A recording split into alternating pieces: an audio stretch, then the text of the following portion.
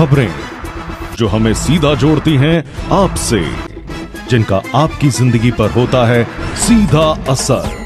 खबर का मतलब है एक भरोसा, और आपका भरोसा है हमारी जिम्मेदारी। ATL टीवी, भरोसा अलवर का। नमस्कार, ATL टीवी के सभी दर्शकों का स्वागत है। खबरों के साथ मैं हूं अर्चना जैन। बढ़ते हैं आज की हेडलाइंस के साथ।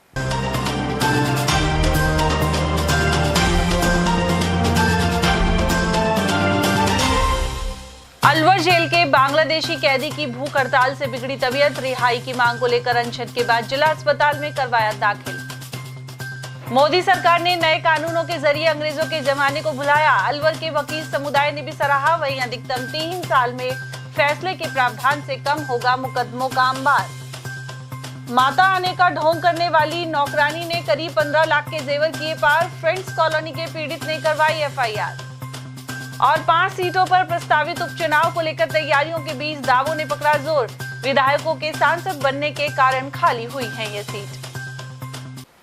और अब खबरों को हम जानेंगे विस्तार से।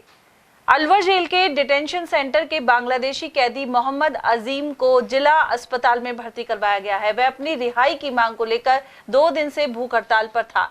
तबीयत बिगड़ने पर उसे जिला हॉस्पिटल में दाखिल करवाया गया। कैदी अजीम ढाका बांग्लादेश का निवासी है। वह वर्ष 2023 में टूरिस्ट वीजा पर भारत आया था, लेकिन अजमेर दरगाह में जियारत करने के बाद अवधि समाप्त होने के बाद वापस नहीं लौटा। इसके बाद जयपुर के लालकोटी थाना पुलिस ने उसे गिरफ्तार किया था। पिछले माह बांग्लादेशी हाई कमीशन की टीम ने मोहम्मद अजीम की बात उसकी मां से करवाई थी और जल्द वतन वापसी का भरोसा दिया था। वहीं अजीम का इलाज कर रहे डॉक्टर सुरेश मीणा ने बताया कि फिलहाल उसकी तबीयत स्थिर बनी हुई है। हालांकि अस्पताल में भी इस कैदी की भूख हड़ताल जारी है। वो भूख हड़ताल का कैदी है और बांग्लादेशी बता रहा था अपने आप को। वो परसों हमारे पास आया है और 3 दिन पहले से भूख हड़ताल पे था। उसकी तबीयत वहाँ ज़्यादा ख़राब हुई तो उसकी वजह से फिर भर्ती कर लिया है। अभी पहले से सुधार है। यूरिन में कीटोन अभी आ रहे हैं, लेकिन खाना वो नहीं खा रहा है, दवाई बराबर लगवा रहा है। पहले से तबीयत बेहतर है। खाने को लेकर क्या अभी भी अनशन में उसने भूख हड़ताल जारी है? अभी भी अनशन पे है। नहीं, वो कह रहा है कि मेरे को जाने नहीं दे रहे। IPC का अंग्रेजों के जमाने का कानून अब नहीं चलेगा। इसके बजाय 1 जुलाई से नए कानून लागू हो चुके हैं। ऐसे में जानना जरूरी है कि इसके प्रमुख प्रावधान क्या है। वहीं सख्त अपराध नियंत्रण और त्वरित जांच प्रक्रिया में यह किस तरह सहायक होगा। साथ ही आधुनिक युग के अनुरूप इसमें डिजिटलाइजेशन और कई अन्य ऑनलाइन प्रक्रिया पर जोर दिया गया है। ATL ने इस पर वरिष्ठ वकीलों की राय जानी।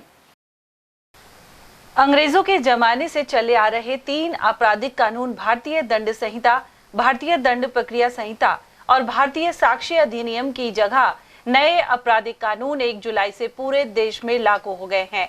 इनमें भारतीय न्याय संहिता, भारतीय नागरिक सुरक्षा संहिता और भारतीय साक्ष्य अधिनियम संहिता कानून शामिल है। यह एक बड़ा बदलाव कहा जा सकता है। केंद्रीय गृह मंत्री अमित शाह और कानून मंत्री अर्जुन राम मेघवाल की देखरेख में विशेषज्ञों ने पिछले अरसे में इसे अंतिम रूप दिया था। वहीं प्रधानमंत्री नरेंद्र मोदी के नेतृत्व वाली नई सरकार आने के बाद 1 जुलाई से इन्हें लागू भी कर दिया गया है। इस सदन की मान्यता के बाद पूरे देश में अमल में आएगी। माननीय अध्यक्ष जी, CRPC क्रिमिनल प्रोसीजर कोड 1998 इसकी जगह भारतीय नागरिक सुरक्षा संहिता 2023 इस सदन की अनुमोदना के बाद अमल में आएगी और इंडियन एविडेंस एक्ट 1872 की जगह भारतीय साक्ष्य विधेयक 2023 अमल में आएगा। कई लोगों को मैं इस बिल को स्टैंडिंग कमेटी को भेजने के बाद मिला हूं। आज तो यहां पर बोलने के लिए तो बैठे नहीं हैं, परंतु मुझे कहते क्या फर्क पड़ेगा। सुनते तो मालूम पड़ते कि फर्क क्या पड़ता। माननीय अध्यक्ष जी, एक बेजान मुर्दा पड़ा है और अगर उसमें आत्मा होती है तो जिंदा इंसान बनता है। इतना आमूलचूल परिवर्तन हमारी आपराधिक न्याय प्रणालिका में भी अंदर आना है। उधर इन नए कानूनों के लागू होने को लेकर अलवर के अधिवक्ताओं ने अपनी प्रतिक्रिया दी है। जिला अभिभाषक संघ के पूर्व अध्यक्ष महादेव प्रसाद जांगिड़ ने बताया कि अंग्रेजों के जमाने में बनाए गए कानून आईपीसी, सीआरपीसी और सीपीसी एक्ट में मोदी सरकार ने देश हित के लिए बदलाव किए हैं, लेकिन इन कानून में कुछ खामियां हैं जो समय रहते दूर कर ली जाएंगी। उन्होंने कहा कि पुराने तीनों कानूनों में कई व्यर्थ धाराएं थी जिन्हें हटा दिया गया है। साथ ही अब अपराधों पर प्रभावी नियंत्रण होगा और न्यायालय में मुकदमे का 3 साल में निस्तारण करना पड़ेगा। इसके अलावा कोई भी व्यक्ति देश में कहीं भी पोर्टल पर डिजिटल एफआईआर दर्ज करा सकता है और उन्हें संबंधित थाने में जाने की जरूरत नहीं है। पोर्टल पर 0 एफआईआर दर्ज होने के बाद वह रिपोर्ट संबंधित थाने में चली जाएगी। देखिए, अंग्रेजों के समय में जो आईपीसी, सीआरपीसी, सीपीसी जो बनी थी, एविडेंस एक्ट बना था, उसको देश में पहली बार मोदी सरकार ने जो अमेंडमेंट किया है, बहुत ही अच्छी बात है। लेकिन कुछ खामियां जरूर है इसमें, वो भी चलो समय के हिसाब से वो चेंज कर दी जाएगी। अब जो किया गया है उसमें बिल्कुल सब पब्लिक का एक प्रैक्टिकल वे में देश के हित में ये कानून लागू किया है। निश्चित रूप से पूरे देश में इसकी चर्चा की जा रही है। हालांकि विरोध तो हर चीज का होता है, लेकिन प्रैक्टिकल जब भी कोई ऐसी बात आएगी उसका अमेंडमेंट एक तरह से जब भी कभी कोई प्रॉब्लम आएगी तो उसका अमेंडमेंट भी किया जाएगा। लेकिन ये काम अच्छा हुआ है और इसमें जो बेकार की धाराएं थी वो हटा दी गई है और निश्चित रूप से ये एक सराहनीय कदम है। देखिए, लोगों को फायदा ये है कि डिजिटल एफआईआर आज के अपने उसमें पोर्टल पे कर सकता है, जाने की जरूरत नहीं पड़ती। देश में कहीं पे भी कोई अपराध घटित होता है तो वहां पर भी पोर्टल पे सीधा एफआईआर दर्ज, 0 एफआईआर दर्ज करा के संबंधित थाने में चली जाएगी। उधर जिला अभिभाषक संघ के पदाधिकारी जितेंद्र शर्मा ने बताया कि पूर्व में 511 धाराएं थी जो अब सिर्फ 358 रह गई हैं। हटाई गई धाराओं का यहाँ कोई उपयोग नहीं था। उन्होंने कहा कि अंग्रेजों ने अपने फायदे के हिसाब से इन कानून को बनाया था। अब किसी भी मामले में पुलिस को 90 दिन के अंदर कोर्ट में चालान पेश करना पड़ेगा और न्यायालय द्वारा इस मामले में अधिकतम 3 साल में निर्णय करने का प्रावधान रखा गया है। परंतु अब ये देश ने जो 77 साल से जो कालिक अंग्रेजों के समय की कानून पर थी वो समाप्त कर दी गई है। अब कानून के अंदर इस तरह की धाराएं वही हैं, परंतु धाराओं को कम करके उन धाराओं की जगह अब धाराएं 1 नंबर से चालू होंगी। जैसे आपके उस समय 420 की धारा, 302 की धारा, 376 एक्सीडेंटल संबंधी जो धाराएं थी, धाराएं वही हैं। उनका जो उनके अंदर जो डेफिनेशन लिखी गई है वो डेफिनेशन भी एज इट इज है, परंतु उन धाराओं को कम करते हुए उनको अब नए कानून के अनुसार नई धाराओं के अंदर उनको इंकित किया गया है। पहले की भांति 15 दिन का जो रिमांड का समय था वो भी 15 दिन का गया, परंतु अब यदि 15 दिन के अंदर रिमांड की अवधि के अंदर यदि कोई इससे बचना चाहता है, कोई अपने आप को बीमार पड़ जाता है, परंतु फिर भी 15 दिन के रिमांड की अवधि उसकी पूर्णतः चालू रहेगी। और जो आपके 3 साल के अंदर कोर्ट में 90 दिन में चालान पेश करना पड़ेगा, और 90 दिन में चालान पेश होने के बाद 3 साल तक में निर्णय करने का प्रावधान रखा गया मुकदमों के अंदर। और यदि कमी आएगी, बिल्कुल अपराधों में कमी आएगी और आम जनता को इन नए कानूनों से बहुत लाभ मिलेगा। वहीं वरिष्ठ अधिवक्ता सीके धामानी ने बताया कि भारतीय संसद द्वारा दिसंबर 2023 में यह प्रस्ताव पास किया गया था। केंद्र सरकार द्वारा 1 जुलाई से नए कानूनों को लागू कर दिया गया है। अब धाराओं को कम किया गया है जिससे न्यायालयों को भी मामलों के निपटारे में लाभ मिलेगा। इसके अलावा आमजन द्वारा डिजिटल माध्यम से पोर्टल पर 0 एफआईआर दर्ज कराई जा सकती है। इसे 3 दिन के अंदर संबंधित थाने द्वारा मामला दर्ज करने का प्रावधान रखा गया है। भारतीय न्याय संहिता, भारतीय नागरिक सुरक्षा संहिता, भारतीय साक्ष्य अधिनियम की जगह भारतीय साक्ष्य संहिता बदल दिया गया है और 1 जुलाई 2024 से इसको लागू कर दिया गया है। इसमें भारतीय न्याय संहिता में जो 302 मर्डर की धारा थी उसकी जगह अब 123 पढ़ा जाएगा, 307 की जगह 109 पढ़ा जाएगा, 376 की जगह जो कि रेप की कानून था धारा थी उसकी जगह 64 और 376 भी उसकी जगह 370 और 354 की जगह 354 की जगह 74, 420 की जगह 318 और 498 जो दहेज की थी उसकी जगह 85 कर दी गई है।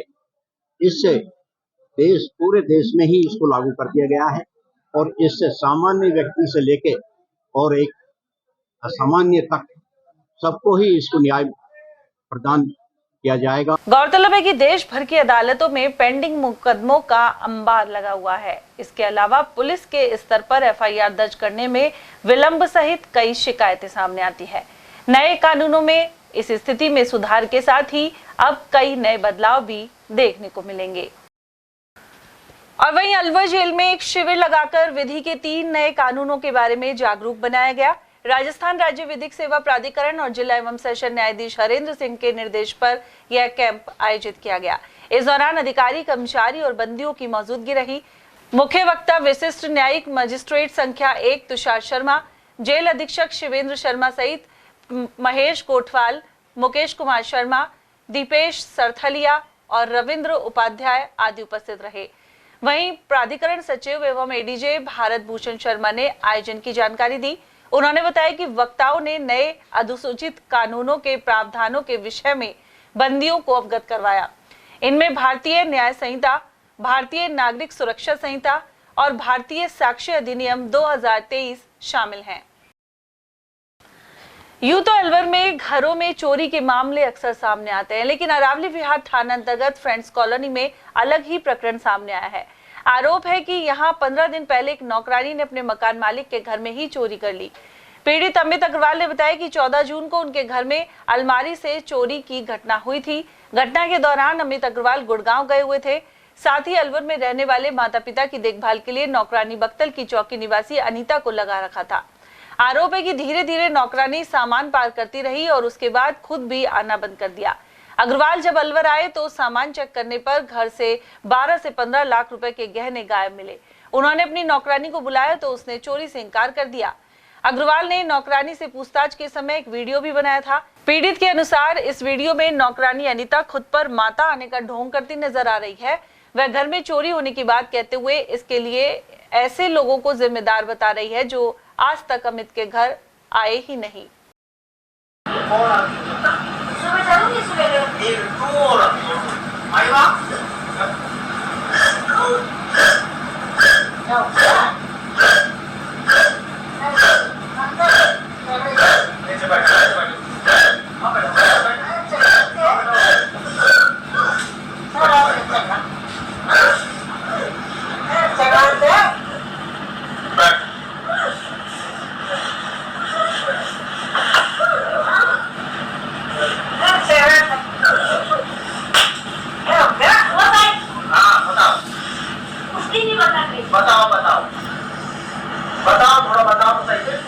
सब हम फ्रेंड्स कॉलोनी के निवासी हैं। मेरा नाम अमित अग्रवाल है।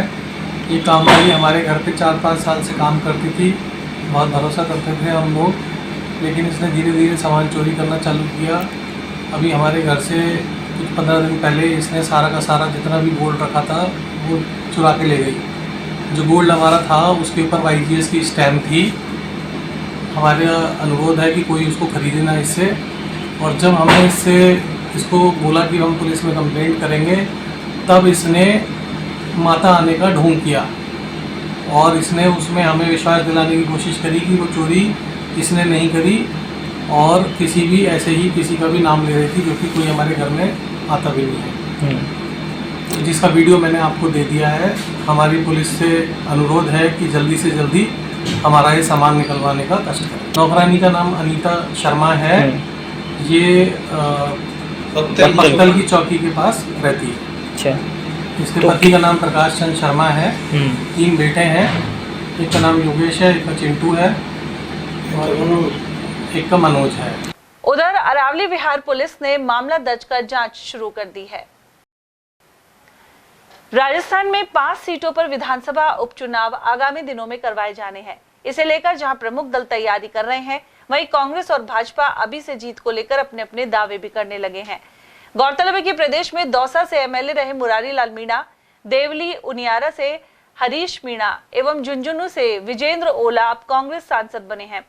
साथ ही खींवसर से एमएलए राष्ट्रीय लोकतांत्रिक पार्टी के हनुमान बेनीवाल भी एमपी बन चुके हैं। इसके अलावा 84 विधानसभा सीट से एमएलए राजकुमार रोत बीएपी पार्टी से बांसवाड़ा सांसद बन चुके हैं। इसके चलते इन 5 सीटों पर विधानसभा उपचुनाव होने हैं। प्रदेश कांग्रेस कमेटी के महासचिव अशोक कुमार सैनी के अनुसार इन क्षेत्रों सहित अन्य जगह लोकसभा चुनाव में कांग्रेस ने शानदार प्रदर्शन किया था। साथ ही विधानसभा उपचुनाव में भी कांग्रेस सभी 5 सीटों पर जीत दर्ज करवाएगी। उन्होंने बताया कि राजस्थान की भाजपा सरकार हर मोर्चे पर विफल साबित हो रही है। इसके अलावा केंद्र की लापरवाही से नीट का पेपर लीक होने से युवा नाराज हैं। प्रदेश महासचिव ने बताया कि सभी 5 विधानसभा क्षेत्रों में कांग्रेस के प्रभारी की नियुक्ति कर दी गई है। अब भी मैं आपके चैनल के माध्यम से बताना चाहूँगा, इन 5 चुनावों में भी हमारी पूरी तैयारी है। अभी कुछ दिन पूर्व ही हमारे आदरणीय अध्यक्ष गोविंद सिंह डोटासरा साहब और अशोक गहलोत जी में हमारे सीनियर नेताओं में चर्चा करके 5 विधानसभाओं में हमारे विधायकों की, हमारे जो संगठन से हमारे जनरल सेक्रेटरी, उपाध्यक्ष है, संगठन के सचिव हैं, उनकी पदाधिकारियों की वहाँ जिम्मेदारी लगा दी गई है, वहाँ ऑब्जर्वर के रूप में लगा दिया गया है 5 विधानसभाओं में।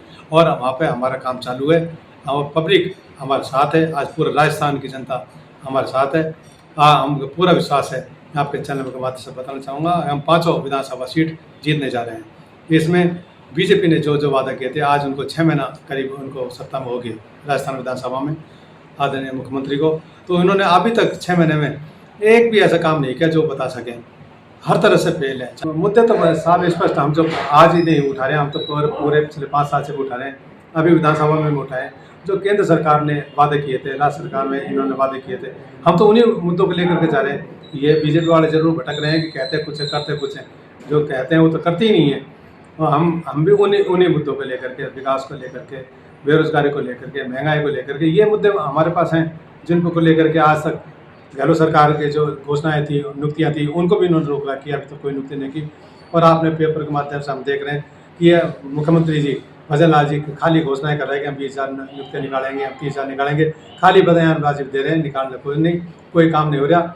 ये मुख्यमंत्री तो ये ऐसा हो गया कि पर्ची वाला, जो आप पहले आपके पेपर के माध्यम से पता लगा कि ये पर्ची वाला मुख्यमंत्री हैं। हर छोटी मोटी बातें ऊपर केंद्र में बीजेपी के सीनियर नेताओं से पूछ करके काम करते हैं, अपने मर्जी से कोई काम नहीं करते। ऐसा लगता है इसमें कोई दिमाग ही नहीं। तो यहाँ के ना तो मुख्यमंत्री ना यहाँ के मंत्री सब पूरी तरह फेल हैं। कोई नहीं बोल रहा है किसी मामले में। पिछली बार से ज़्यादा अभी हमारे नेताओं में जो लोकसभा में हमको जो मिले, हम जो 6 सीटें जीत का है पूरे हिंदुस्तान में, हमने 98 सीटें जीती हैं हमारी कांग्रेस पार्टी गठबंधन के अलावा। तो हमको हमारे सभी स्टेटों में अच्छा कार्यकर्ता हमारे जागरूक है और राजस्थान में तो पूरी तरह से हम तैयार हैं। पूरी तरह से हमारे पदाधिकारी हो, चाहे कार्यकर्ता हो, पब्लिक हो, सब कांग्रेस की तरफ देख लिया और बहुत अच्छा प्रदर्शन है। बहुत अच्छा कांग्रेस पार्टी में कार्यकर्ताओं में, नेताओं में अच्छा जोश है। उधर भाजपा जिला उपाध्यक्ष देशराज वर्मा ने बताया कि केंद्र और राज्य में डबल इंजन की सरकार है। ऐसे में जनता 5 विधानसभा क्षेत्रों के उपचुनाव विकास के लिए भाजपा को जिताएगी। जनता समझ गई है कि डबल इंजन की सरकार में बैठने में फायदा है और विकास की बात होगी। और केंद्र और राज्य में बीजेपी की सरकार, तो दोनों जगह सरकार बीजेपी के लोग अपने आप जुड़ रहे हैं, आ रहे हैं भारतीय जनता पार्टी के साथ। और हमें पता है कि उपचुनाव होने वाले हैं और प्रदेश नेतृत्व ने कल भी मीटिंग ली पार्टी कार्यालय पे और सबको दायित्व सौंप दिया गया है कि उपचुनाव को लेके किस तरह से क्या काम करना है, कैसे नहीं करना है। हर कार्यकर्ता का जिम्मेदारी दे दी कि 5 विधानसभा है तो 5 भारतीय जनता पार्टी के उम्मीदवार जीत के आएंगे और सरकार में शामिल रहेंगे। भारतीय जनता पार्टी के एक कार्यकर्ताओं का मान और सम्मान है, ये बरकरार रहेगा। विकास की बात करेंगे, लेकिन ये तय है कि वोट और परसेंटेज के हिसाब से देख लीजिए भारतीय जनता पार्टी का ज़्यादा है। और अब जो 5 विधानसभा की जो बात कर रहे हैं, ये भी भारतीय जनता पार्टी की स्वाभाविक है कि जनता चाहती है कि विकास की गति में साथ दें। युवा चाहता है कि हम विकास की गति में साथ दें। अभी देखा नहीं, हमारे मुख्यमंत्री जी ने घोषणा की कि मैं युवाओं के लिए अभी रोजगार, अब नई वैकेंसियाँ निकल रही हैं और वैकेंसियाँ निकल भी चुकी हैं। एक कार्यकर्ताओं का भी हम ध्यान रख रहे हैं, युवाओं का, बेरोजगारों का, किसानों का। किसान निधि भी आपने देखा होगा, कल परसों कार्यक्रम हुआ तो किसान निधि बढ़ा दी गई। तो इस तरह के बहुत सारे कार्यक्रम हो रहे जनता के लिए और जो हमने कमिटमेंट किए थे वो पूरा करने के लिए हम तत्पर भी हैं। बहरहाल इन दलों के दावे अपनी जगह हैं, लेकिन लोकसभा चुनाव में निश्चित रूप से इन सभी क्षेत्रों में कांग्रेस और तीसरी शक्ति के दलों का प्रदर्शन बेहतर रहा था। जहां विधानसभा उपचुनाव होने हैं, हालांकि भजनलाल सरकार और भाजपा भी जीत के लिए पूरा जोर लगाएगी, जिससे लोकसभा चुनाव में बेहतर प्रदर्शन नहीं कर पाने का मलाल कम हो सके। उमस भरे मौसम में दूर दराज से पानी लाने के कारण जब मंगलवार को वार्ड 46 की 2 महिलाओं को चक्कर आ गए और अचेत होने की नौबत होने के बाद लोगों का गुस्सा फूट पड़ा। इसके बाद वार्ड 46 के लोगों ने एरोड्रम रोड पर रास्ता रोक दिया। यहाँ की महिलाओं को दूर दराज जाकर पानी लाना पड़ता है और इस कारण उन्हें कई बार चक्कर तक आ जाते हैं। क्षेत्र के निवासियों के अनुसार पार्षद को कई बार शिकायत की और अधिकारियों को भी बताया, लेकिन कोई समाधान नहीं निकला। 2 महीने से महिलाएं पानी दूर दराज से लाती हैं और ऐसे में मंगलवार को 2 महिलाओं को चक्कर आने लगे। इसके बाद लोगों ने रोड जाम करने का फैसला लिया। वार्डवासियों का कहना है कि आसपास की कॉलोनी में पानी आता है, लेकिन सरदार कॉलोनी एरोड्रम रोड पर ही समस्या बनी हुई है। पानी की समस्या बहुत है यहाँ पर। अच्छा, बहुत दिन साल हो गए यहाँ पर पानी की समस्या कोई सुलझ नहीं रही है। पता नहीं कितने पार्षद से बोल दिया, चाहे वहाँ पे जाकर बोला है, ये जल परिषद में जाकर बोल दिया, पर कुछ सुनवाई नहीं हो रही यहाँ पर। अब हमारे को पाइपलाइन डलवा कर पाइपलाइन डलवाइए, पर पानी तो आ नहीं रहा। अब आप कैसे काम चल रहा है? कुछ भी नहीं भैया, वहाँ से पता नहीं कैसे हम यहाँ पर ढो कर लेके आते हैं सिर्फ से टंकियों से। हाँ, टंकियों पर से वहाँ से दूर दूर से यहाँ पर पानी ढो के आता है। एक बार उनसे कहा तो पानी ढोकर देखे, तो किसी से शिकायत की? पार्षद से? पार्षद से शिकायत की है, कई बार शिकायत की है। वार्ड नंबर 46 की आज नौजवान और महिला ने जो काफ़ी 2-3 महीने से परेशान चल रहे थे, यहाँ पे मतलब यहाँ पे पार्षद के घर भी जाते हैं सब मिलकर। कभी पार्षद कह देता है कि मैं आ रहा हूँ, कभी कहता है कि मैं कल आऊँगा, परसों आऊँगा। इस करते करते है ना आज इन्होंने मतलब रोड बंद करने का ये अंतिम फैसला लिया है, जिसके अंदर पाइपलाइन तो है, लेकिन पाइपलाइन के अंदर पानी नहीं है। पानी ढो कर 1-2 किलोमीटर वहाँ से पानी यहाँ लेके आते हैं। वहाँ पे टंकी लगी है, यहाँ पे टंकी लग रही है, टंकी ठीक करवा देते हैं, लेकिन मोटर फिर ख़राब हो जाती है ना। अब वो मोटर की कमी है या किसी चीज़ की कमी है, ये हम पार्षद को भी बताई थी और उनको भी बताया थी, संजय शर्मा जी को भी बताया था, वो भी नहीं आया। लेकिन उसके ऊपर भी कार्यवाही चल रही है। लेकिन 2 महीने जो समस्या चल रही है ना, क्योंकि लेडीज़ पानी ढो के लेके आती है, परेशान होती है ना। कहाँ से पानी ला रही हैं? पानी यहाँ से एक टंकी लग रही है, बोर हो रही है वहाँ पे, और वहाँ से पानी लेके आती है। और जिसके अंदर आज 2-3 महिला को मतलब इशू आया, चक्कर खा के गिरी थी महिला, जिसको देखते हुए आज नौजवान और मतलब मोहल्लों ने कहा कि भाई आज ये मतलब ये जो आज रोड बंद करने का जाम का फैसला ले गया है, ये मतलब पूरा मतलब लास्ट स्टेज पे जाके सोच के लिया है। मतलब 1 जुलाई से सरिस्का में सफारी बंद हो गई है। यहाँ केवल पांडुपौल हनुमान मंदिर तक जाने वाला रूट ही खुला रहेगा। ऐसे में अब पर्यटक अगले 3 महीने तक अलवर शहर से लगते बफर जोन में ही सफारी कर सकेंगे। बफर जोन के ट्रैक पर भी टाइगर की साइटिंग होती है और इस क्षेत्र में 7 बाघ, बाघिन एवं शावक मौजूद हैं। कुल मिलाकर सरिस्का क्षेत्र में कुल 43 बाघ, बाघिन और शावक हैं। उधर अब सरिस्का की जिप्सी अलवर बफर जोन में नजर आने लगी है। टूरिस्ट गाइड और जिप्सी संचालकों का कहना है कि 3 महीने सरिस्का बंद रहेगा और टूरिस्ट भी कम आएंगे, इस कारण वे बफर जोन में आ गए हैं। यहाँ सफारी के 2 ट्रैक हैं और इनमें से लिवारी वाले ट्रैक पर टाइगर की साइटिंग अधिक होती है। सरिस्का में बढ़िया टूरिस्ट थे, लेकिन 3 महीने बरसात के कारण पार्क बंद हो जाता है। अब बफर क्षेत्र खुला रहता है, इसमें आगे दोनों जगह रजिस्ट्रेशन होता है गाड़ियों का। कोई पर्टिकुलर डे को भी आपको ज़्यादा आते हैं क्या? बिल्कुल, शनिवार ऐसा कुछ? जैसे शनिवार छुट्टी होती है ना, तब ज़्यादा टूरिस्ट आते हैं। तो वहाँ 3 महीने तक सरिस्का बंद रहेगा? वहाँ 3 महीने बंद रहेगा। जो भी पर्यटक आएगा यही आएगा? बिल्कुल, वहाँ पे पांडुपौल मंदिर है ना, वहाँ वाला रूट खुला हुआ है। वहाँ पे सफारी अवेलेबल हैं फिलहाल प्रेजेंट में इस टाइम पे, और काफ़ी टूरिस्ट आ रहे हैं यहाँ पे, क्योंकि और जोन है जो वो बंद हो चुका है 3 महीने के लिए, तो वहाँ की सफारी भी यहाँ पर आ चुकी हैं और अपने बफर जोन चालू है 3 मंथ के लिए, भी चलता रहेगा। तो काफ़ी पर्यटक हैं यहाँ पे संडे और शनिवार ज़्यादा होते हैं, क्यों छुट्टियाँ होती हैं, तो संडे शनिवार ज़्यादा रश रहता है यहाँ पे। और बाकी किले के अंदर जो अपने हथियार लगे हैं, म्यूजियम शिफ्ट किया है, तो वो भी चालू कर दिया है फिलहाल। हाँ। बाघ है इधर, यहाँ पे 7 टाइगर का मूवमेंट है, जिनका ऐसे एवरेज नहीं लगा सकते, पर काफ़ी पर्यटक है फिलहाल। अलवर शहर में लगातार बाइक चोरी सामने आ रही है। कोतवाली थाना क्षेत्र स्थित पंचवटी क्षेत्र में एक हॉस्पिटल के सामने से मोटरसाइकिल पार हो गई। यहाँ 2 बाइक सवार बदमाश पहुंचे और मोटरसाइकिल को चोरी कर 10 मिनट में फरार हो गए। इसका सीसीटीवी वीडियो भी वायरल हुआ है। यह बाइक किसी सरपंच की बताई जा रही है। वहीं सीसीटीवी फुटेज के आधार पर पुलिस मामले की जांच कर रही है।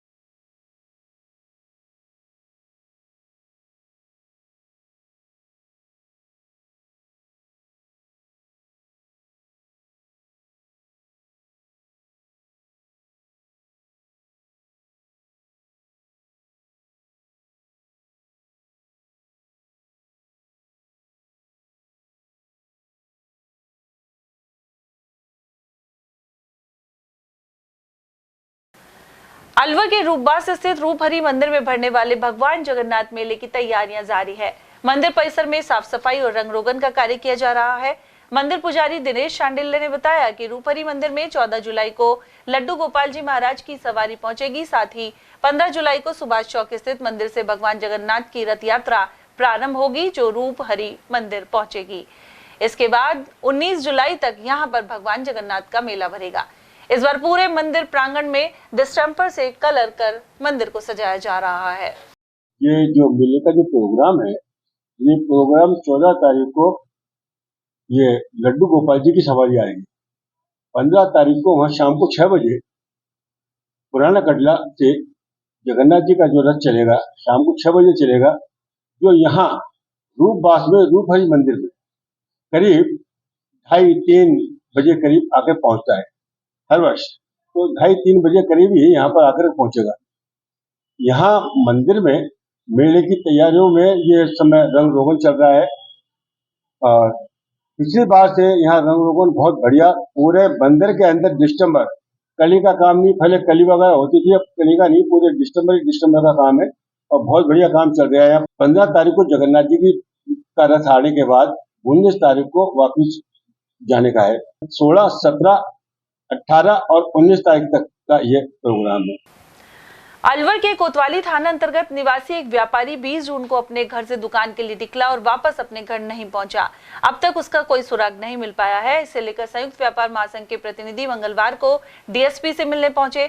महासंघ के अध्यक्ष सुरेश गुप्ता ने बताया कि काफी दिनों से व्यापारी चमनलाल सैनी लापता है। कई बार उनके बैंक खाते से पैसे भी निकाले गए हैं। उनके परिवारजनों का कहना है कि कुछ लोगों द्वारा उनका अपहरण किया गया है। अध्यक्ष ने पुलिस से जल्द ही व्यापारी को ढूंढने की मांग की है और आंदोलन की चेतावनी दी है। चर्च रोड पर एक हमारे व्यापारी चमनलाल सैनी विगत लगभग 10-12 दिन से यानी कि वो गायब हैं। घर से वो दुकान पर आए थे, दुकान के कह के तो मैं दुकान जा रहा हूँ और दुकान आने के पश्चात वो शाम को घर नहीं पहुँचे। उस संदर्भ में उनके परिवारजनों ने 20 जून को कोतवाली में रिपोर्ट दर्ज करवाई। उसमें उन्होंने आशंका जाहिर की कि हमें कुछ लोगों को शक है, तो उन्होंने उसका षड्यंत्र पूर्वक उसका अपहरण करके उसको गायब किया और वो पूरा जिनका उन्होंने नाम लिखवाया वो लोग भी उसी दिन से गायब हैं, पर कोई सकारात्मक कार्रवाई उस रूप में नहीं हो रही है। उनका परिवारजनों का ये भी कहना है कि वो जगह जगह ATM से उनके जो चमनलाल जी हैं उससे पैसे भी निकल रहे हैं और उसके बावजूद पुलिस जो है उनको अभी ट्रेस नहीं कर पाई। तो उसी संदर्भ में आज हम यहाँ COCT साहब से मिलने आए और उनको हमने बताया कि भाई इसमें जल्दी से जल्दी कार्रवाई करके और उनको बरामद करें। ऐसा नहीं हो कि कोई बड़ी अनहोनी हो जाए। क्या आश्वासन दिया उन्होंने? आश्वासन दिया है कि अभी जल्दी एक टीम बना के और इस रूप में जल्दी उनको बरामद करने कार्रवाई। राज्य सरकार ने एक आदेश जारी कर कृषि जिन्सों पर 1% कृषक कल्याण फीस लागू होने के मामले में 2 माह का समय बढ़ा दिया है। अलवर कृषि उपज मंडी में व्यापारी सुरेश जलालपुरिया ने बताया कि फीस लागू होने के विरोध में मंगलवार से 4 दिन के लिए हड़ताल की जानी थी, लेकिन अब 31 अगस्त तक यह फीस वृद्धि नहीं की जाएगी, इसलिए व्यापारियों ने हड़ताल स्थगित कर दी है। जलालपुरिया के अनुसार गहलोत सरकार ने 0.5% कृषक कल्याण फीस को बढ़ाकर 1% करने का निर्णय लिया था। साथ ही वर्तमान सरकार ने इसे लागू करने का समय बढ़ा दिया है, लेकिन अंतिम निर्णय नहीं लिया है। इस स्थिति में व्यापारी कृषक कल्याण फीस को पूरी तरह समाप्त करने की मांग उठा रहे हैं। कृषि कल्याण फीस के नाम से माननीय पूर्व में मुख्यमंत्री श्री अशोक जी गहलोत द्वारा 1% टैक्स लगाया गया। उसे व्यापारियों गणों के विरोध के पश्चात, चूँकि हमारा कहना यह है कि किसानों के लिए केंद्र एवं राज्य सरकार दुनिया भर की जन कल्याण योजनाएं लाई हुई है, इसलिए इसका भार कोई मंडियों पर न पड़े। क्योंकि कृषि कल्याण फीस किसी भी उसमें मंडी विकास में काम नहीं ले पाते। तो उसके बाद विरोध करने के बाद गहलोत जी सरकार ने इसे 31 मार्च 24 तक 50 पैसा बढ़ाने का निर्णय लिया था और उसके सोते ही उसके बाद 1% होना था। हमारे माननीय वर्तमान में मुख्यमंत्री श्री भजनलाल जी शर्मा जी ने इसे 1 अप्रैल का समय 30 जून कर दिया था और ये कहते हुए कि इसे हमें अभी समझ नहीं है, चूँकि 30 जून के बाद 1 जुलाई को ये सोते ही 1% हो जाता है। तो व्यापारियों का विरोध शुरू से ही चला आ रहा है कि इसे समाप्त किया जाए, या इसमें जब तक आप इसे समझें इसमें समय सीमा बढ़ा दी। तो कल रात को चूँकि हमने 4 दिन का स्ट्राइक करने का निर्णय लिया था सांकेतिक, और रात के समय पुनः 2 महीने का 31 अगस्त तक का इसे 50% ही रखने का निर्णय का नोटिफिकेशन हमारे पास आ गया है। इसलिए हमने आज मंडियां खोल दी हैं। मंडियों में किसी भी तरह का कोई हड़ताल नहीं है। अलवर कृषि उपज मंडी में सरसों के भाव में तेजी बनी हुई है। व्यापारी सुरेश जलालपुरिया ने बताया कि विदेश से आयातित तेल के भाव अधिक हैं, ऐसे में सरसों की मांग बढ़ रही है। साथ ही तेल मिलों द्वारा सरसों की खरीद होने से भी डिमांड बढ़ रही है। फिलहाल 5900 रुपए प्रति क्विंटल के भाव से सरसों बिक रही है। इसके अलावा रोजाना करीब 5 से 6 हजार सरसों की बोरियों की आवक हो रही है। सरसों के भावों को केंद्र एवं राज्य सरकार किसानों को ज़्यादा से ज़्यादा पैसे दिलाना चाहती है, वो बहुत अच्छी बात है। और वर्तमान में विदेशी तेलों, चूँकि सरसों तेल के साथ साथ अन्य तेलों के भाव के हिसाब से सरसों तेल चलता है, विदेशी तेलों के भावों में तेजी होने की वजह से और सरसों की उपलब्धता, चूँकि सरकार ने इसे समर्थन मूल्य पर खरीदा है और किसान और के पास काफ़ी अभी स्टॉक भले होने के बावजूद भी मंडियों में नहीं ला रहा है। माल की कमी एवं विदेशी तेलों की तेज़ी की वजह से सरसों के बाजार तेज है। वर्तमान में उन सरसों के भाव में जो मैं समझता हूँ कि 10 दिन के अंदर 100 से 150 रुपये की तेजी आई। वर्तमान में 6-7 हज़ार कट्टे हमारे सरसों अलवर मंडी में आ रहे हैं और अच्छी क्वालिटी इस पर सरसों की है। अलवर के तिलक मार्केट क्षेत्र में नगर परिषद की ओर से आवंटित दुकानों के बाहर कई सालों से गंदा पानी भरने की समस्या बनी हुई है। दुकानदारों ने बताया कि आसपास अनेक विक्रेताओं ने दुकान के बाहर बनी नालियों के पटाव ढक दिए हैं। इस वजह से गंदा पानी इकट्ठा हो जाता है। साथ ही दुकानों के अंदर ग्राहक भी नहीं आ पाते, लेकिन इस ओर नगर निगम प्रशासन कोई ध्यान नहीं दे रहा है। जब पीड़ित दुकानदारों ने खुद ही इस जगह को समतल करने का प्रयास किया तो नगर निगम के संबंधित कार्मिकों ने ऐतराज जताया। पीड़ितों ने दुकान पर पटाव को तोड़वाकर नालियों की साफ सफाई करवाने की मांग उठाई है। समस्या ये आ रही है कि हम जब पानी भर जाता है हमारी दुकान में अंदर जाने के लिए, ये 8-10 दुकानें हमारी नगर परिषद द्वारा अलॉटेड है, इनमें अंदर जाने के लिए रास्ता ही नहीं रहता। एक फुट पानी में से मलबा डलवाया तो कौन परेशान करा? परेशान और नगर परिषद के वो आए थे कि अतिक्रमण, कोई अतिक्रमण नहीं है। ये हमने सुविधा के हिसाब से, हमने अपने सुविधा के हिसाब से ये पानी जो खड्डा भरा पड़ा है इसको लेबलिंग करने के लिए ही मलबा डलवाया है। कोई अतिक्रमण नहीं है। ये खामेखा हमको बिना बात को परेशान करने वाली बात है। बाकी हम ऐसा कोई अनुचित काम नहीं करेंगे। असल में समस्या ये है कि ये जो सड़कें बनी हैं, यूआईटी में सड़कें बनाई हैं, ये पुलिस कंट्रोल रूम से लेकर के घंटा घर तक बगैर किसी प्लानिंग के सड़क बना दी। सड़क होगी करीबन 7-8-9 इंच ऊंची। इसकी वजह से सारी दुकानों में पानी भरता है। नालियों की सफाई नहीं होती है, पक्के पटाव में। अब हालत ये होगी, दुकानदार जैसी बरसात आती है पानी भर जाता है तो अंदर नहीं जा सकता। तो धीरे धीरे सबों ने बेचारों ने पानी के निकास करने के लिए पानी नहीं भरे, इसके लिए अपने आगे पक्का पटाव कर लिया। अब ये बेचारे 5-7 दुकानदार यहाँ बचे हैं। इन्होंने अपनी समस्याओं लेकर नगर परिषद में गए थे, एक बार नहीं कई बार गए। सेक्रेटरी से भी मिले, आयुक्त से भी मिले और आपके महापौर से भी मिले, लेकिन इनकी समस्या का कभी समाधान नहीं हुआ। अभी कोई 8-9 महीने पहले जब आगे सड़क रोकी, ये नाली बंद की जा रही थी, पक्का पटाव हो रहा था, तो शिकायत करी, वहाँ से पूरा प्रशासन आया, उन्होंने कहा हम इसको तोड़वा देंगे, लेकिन आज तक नहीं तोड़वाया। उसकी वजह से हुआ कि इन दुकानों को आगे पानी भरने लग गया। हालत ये हो जाती है कि लेडीज़ तो क्या, जेंट्स भी आदमी अंदर नहीं जा सकते दुकानों में। इसलिए आज इस पानी को नहीं भरे, इस वजह से लेवलिंग कर रहे हैं, और लेवलिंग भी इस हिसाब से कर रहे हैं कि पानी नहीं रुके, पानी नाली में जाइए। कोई नाली बंद नहीं कर रहे हैं, ये कोई अतिक्रमण नहीं कर रहे, लेकिन नगर प्रशासन का निकम्मा प्रशासन जो समस्या का समाधान तो नहीं करता है, उल्टा जो पानी की समस्या है उसको रोकने और आ गया। इसलिए हम इस मार्केट की तरफ से इसका घोर विरोध करते हैं और ये कहते हैं क्या तो हमारी समस्या का समाधान कर दे, वरना हम ऐसा काम करेंगे जिससे न तो प्रशासन को नुकसान होगा, न हमें नुकसान होगा, ग्राहक ले लो कि कोई दुर्घटना भी नहीं घटेगी। अलवर नगर निगम के नेता प्रतिपक्ष विक्रम यादव ने शहर में कई अव्यवस्थाओं के आरोप लगाए हैं। यादव के अनुसार सफाई अव्यवस्था, आवारा पशु और अवैध निर्माण की समस्या बनी हुई है। इसके अलावा हालिया बारिश में पूरा शहर जलमग्न हो गया। उन्होंने आरोप लगाया कि निगम में अधिकांश कर्मचारी काम करने के लिए तैयार नहीं है।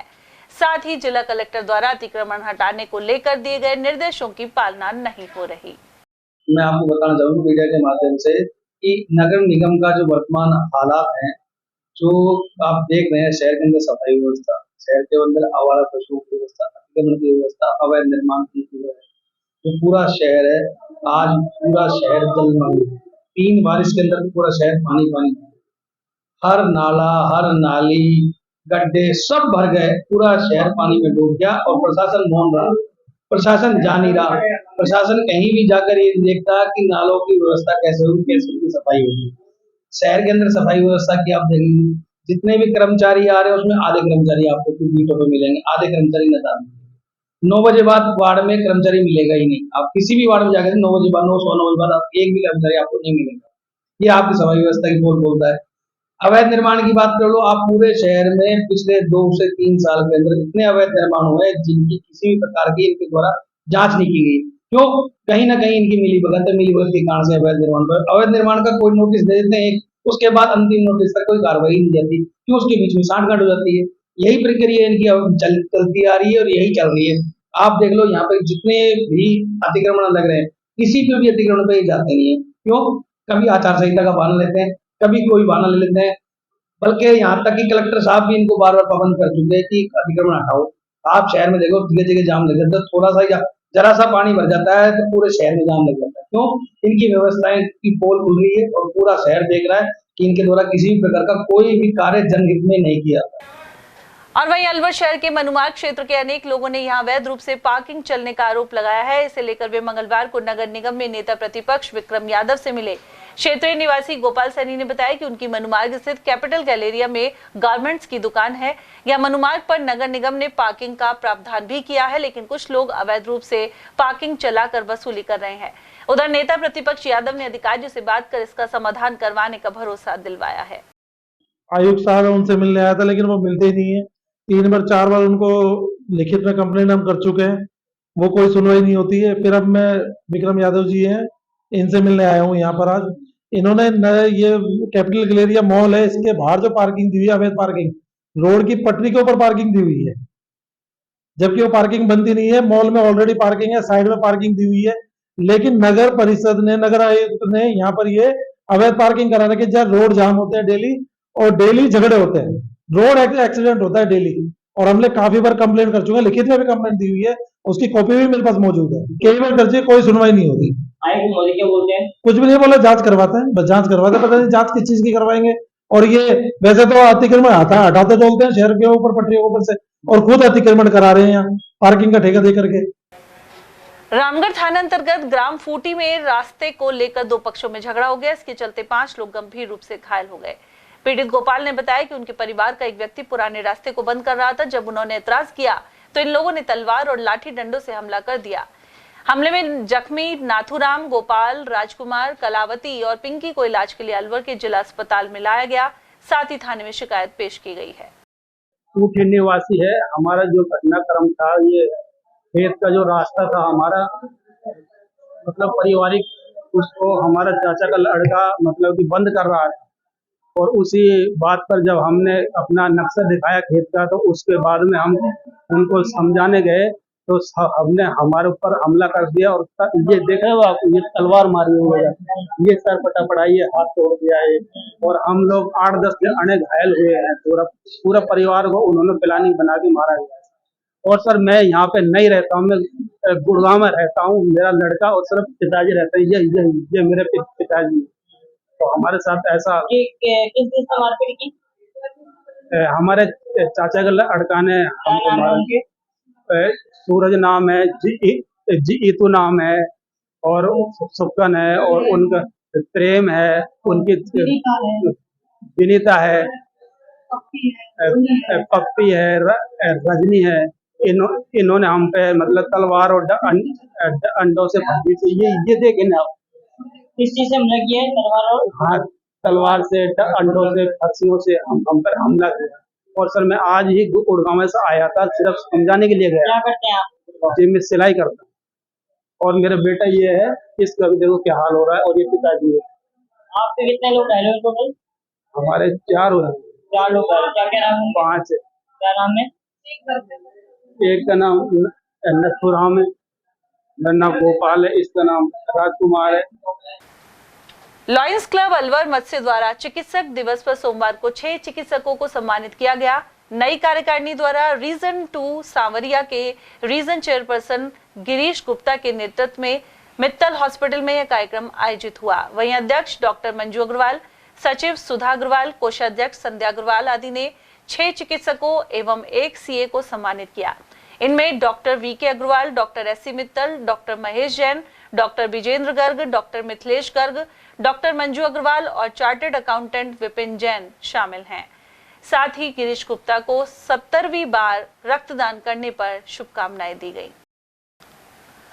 अलवर के वार्ड 15 स्थित खदाना मोहल्ले में पानी की समस्या से लोग परेशान हैं। वहीं उन्होंने आरोप लगाया कि वार्ड पार्षद जलदाय विभाग के कर्मचारी से मिलकर लाइन को अपने क्षेत्र में मोड़ रहे हैं। साथ ही वार्ड में पानी का टैंकर भी नहीं मंगवाया जा रहा है। ऐसे में लोगों ने धरना प्रदर्शन की चेतावनी दी है। इसके अलावा सफाई व्यवस्था में भी सुधार की मांग उठाई गई है। कौन बंद कर रहे हैं? ये करवा रहा है पार्षद। अब हमने मना कर दी, प्लेट नहीं लगवाए।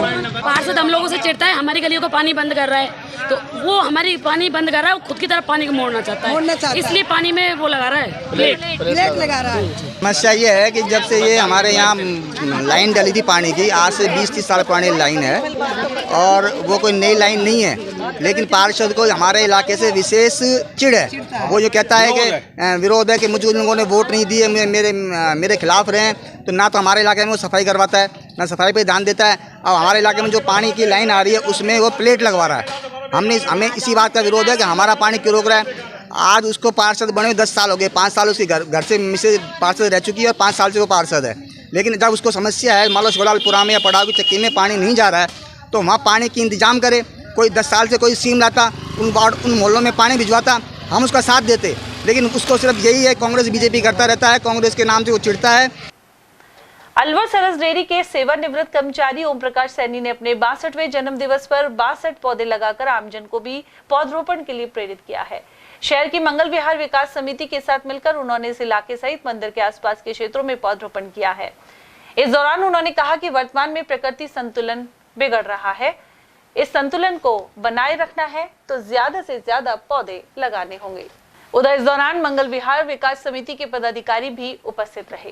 वैसे तो संजय कॉलोनी विकास समिति के द्वारा किया जा रहा है हरियाले राजस्थान के तहत पर्यावरण संरक्षण के लिए, जिससे आने वाली पीढ़ियों को अच्छा वातावरण मिल सके। आज मेरा जन्मदिन है, इस उपलक्ष्य में मैं आज 62 पौधे लगाऊंगा और 62वां जन्मदिन। ये 62 पौधे सर यहाँ लगाएंगे, ये मंदिर है पास में ही, इस जगह लगाएंगे और बाकी मोती डूंगरी पे लगाएंगे। अलवर शहर में सरस डेयरी के प्लांट के सामने स्थित नारायण विलास नर्सरी में 1 जुलाई से पौध वितरण शुरू हो गया है। इसके लिए लोगों की लाइनें लग रही। इनमें सरकारी स्कूल का स्टाफ और आमजन भी थे। नर्सरी प्रबंधक शीश मोहम्मद ने बताया कि मॉनसून में पौधों का लगातार वितरण होगा। इनमें आम, नीम, अमरूद, अनार, अंजीर, बेर और शीशम आदि शामिल हैं। और यहाँ जहाँ तक पौधों के सवाल है, क्योंकि ये बागात का महकमा है, तो किसानों को बाग लगाने के लिए प्रोत्साहित करते हैं और बाग के फलदार पौधे यहाँ पर वितरित किए जाते हैं, दिए जाते हैं और फ्री में या कोई सब्सिडी पे यहाँ पौधे नहीं बांटे जाते, बल्कि स्कीम में दिए जाते हैं। किसानों को स्कीमों के तहत अनुदान दिया जाता है। किसान यहाँ से फुल कॉस्ट पे पौधे ले जाता है और जब वो अपने फील्ड में ड्रिप के साथ उसको लगा लेता है तो उसके खाते में अनुदान गवर्नमेंट के उससे दिया जाता है। जहाँ तक पौधों की संख्या का सवाल है, अपने यहाँ अलवर ज़िले में किसान भाइयों के लिए जो बाग के लिए उपयुक्त पौधे हैं, उसमें नींबू है, मौसमी है, आंवला है, बेलपत्र है, पपीता है, बेर है, इनके पौधे दिए जाते हैं और बाग लगाए जाते हैं। इसके अलावा हमारे एग्रीकल्चर में एक स्कीम चलती है कृषि वानिकी। कृषि वानिकी में गवर्नमेंट का ये ध्येय होता है कि किसानों को फलदार पौधों के साथ साथ छायादार पौधे या ऐसे पौधे जिससे पशुपालन किया जाए, जो पशुओं के लिए, बकरियों के लिए, भैंसों के लिए, गायों के लिए उनकी पत्तियों का उपयोग किया जा सके। तो कृषि वानिकी के तहत अपने जो छायादार पौधे होते हैं जिसकी पत्तियां पशु खाने के काम में ली जाती हैं, ऐसे पौधों को भी हम यहाँ पर तैयार करते हैं और किसानों को जो अप्रूव्ड रेट होती हैं गवर्नमेंट से, जो हमारा उद्यान आयुक्तालय जयपुर है, वहाँ से रेटें तय की जाती हैं। इसके अलावा हमारे जो यहाँ निजी ठेकेदार होते हैं जिससे पौध उत्पादन का कार्य किया जाता है, उनसे भी हम रेटें लेते हैं, उसको अप्रूव कराते हैं और उन्हीं रेटों पर हम बिल काट करके जिसको भी आवश्यकता होती है पौधे उपलब्ध कराते हैं। आम आदमी को भी उसी रेट पे? हाँ, आम आदमी को उसी रेट पे देते हैं। कब तक मिलेंगे पौधे? देखो, ये मानसून सत्र है कि हम तो किसान भाइयों को ये सलाह देते हैं, या जो भी पौधे लगाने का प्रेमी है उसको भी ये सलाह देते हैं कि अभी मानसून की पहली बरसात हुई है, ज़मीन के अंदर भभका है, एकदम से इतने उत्साहित ना हो, 1-2 बरसात और होने दें और प्रॉपर गड्ढा खोदें, उसमें FIM जो गोबर की सड़ी खाद होती है उसको अच्छी तरह से मिला के गड्ढे को भरें और तसल्ली से पौधे लगाएं। अभी टाइम लगेगा, 15 सितंबर तक पौधारोपण किया जाएगा और इस टाइम जो पौधारोपण यदि अपन ढंग से कर देंगे, अच्छा गड्ढा खोद करके प्रॉपर उसका लगाएंगे, तो निश्चित रूप से वो पौधा है जो पनपता है, आगे चलता है और फलीभूत होता है। अब उन्हें यहाँ पर हम जो अमूमन देखते हैं, जो चाहे वो किसान भाई हो चाहे कोई आम आदमी हो, उसकी सोच ये हो जाती है कि बरसात हो गई, अब तुरंत 2 फावड़े मारते हैं और उसमें पौधा लगा देते हैं। निश्चित रूप से वो पौधा नहीं चलता, वो महीने 2 महीने जब तक बरसात होती है हरा रहता है, उसके बाद में पौधा ख़त्म हो जाता है। इसलिए मैं किसान भाइयों को, या जो भी पौधे लगाने के प्रेमी हैं और जिनको लगाने चाहिए, जैसे कि अपनी गवर्नमेंट की मंशा भी है और जैसे अपने माननीय प्रधानमंत्री जी ने अभी एक माँ के नाम पे पौधे लगाने का जो एक संदेश दिया है, उसके अनुकूल यदि वृक्षारोपण किया जाए और उसके लिए प्रॉपर गड्ढा खोद करके कम से कम 2x2 का गड्ढा खोदें, उसमें वो गोबर की सड़ी खाद डालें और उसमें गड्ढा भर करके, गड्ढे में गड्ढा नहीं छोड़ना चाहिए। मैं किसान भाइयों को ये भी कहना चाहूँगा, क्योंकि जब उसमें पानी भर जाता है, उसके तने के आसपास पानी भर जाता है, तो पौधा आगे नहीं चलता बल्कि सूख जाता है। इसलिए उसमें गड्ढा ना छोड़ें, पानी उतना डालें जितनी उसमें नमी हो, तो पौधा अच्छा चले। उधर पौधे लेने आए लोगों ने कहा कि इस बार गर्मी चरम रही और हरियाली के लिए हर व्यक्ति को पौधे लगाने चाहिए। सरकार की ओर से सरकारी स्कूलों में भी अधिक से अधिक पौधे लगवाने के प्रयास किए जा रहे हैं। अब यहाँ से आया, ले जाऊँ 15-20 पौधा। हर साल लगाते हो? आज ही? हाँ, हर साल लगाऊँ। लग जाते हैं पौधे? हाँ, लग भी जाए, कुछ जड़ भी जाए, कुछ लग भी जाए इसे। लेकिन मैंने लिए हैं भी, ये 50 है, 60 है, ये लगाएंगे और यदि कम पड़ेंगे तो और ले जाएंगे। ये जो गर्मी पड़ी है, ये जो बरसात का, ये तो आवश्यक है पौधे लगाना, तो और सुंदर भी लगते हैं, ऑक्सीजन भी देता है। और यहाँ वक्त एक छोटे से ब्रेक का, जल्द हाजिर होंगे, देखते रहिए एटीएल टीवी। हीरे, सोने, चांदी के जेवरातों के विक्रेता दुर्गा प्रसाद सुनील दत्त ज्वेलर्स, बजाजा बाजार, Alwar.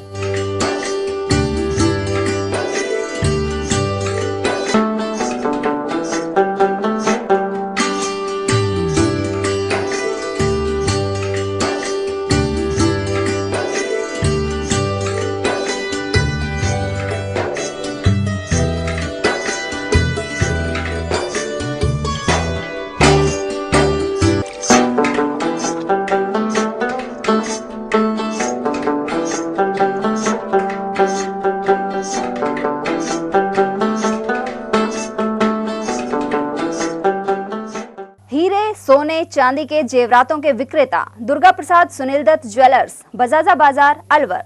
Phone number 0144233863 and 2338663। Furniture का 32 साल पुराना जाना माना नाम राहुल डेकोर। यहाँ आपकी लाडली बिटिया के लिए अथवा अपने घर के लिए सभी प्रकार का सागवान का फर्नीचर उपलब्ध है।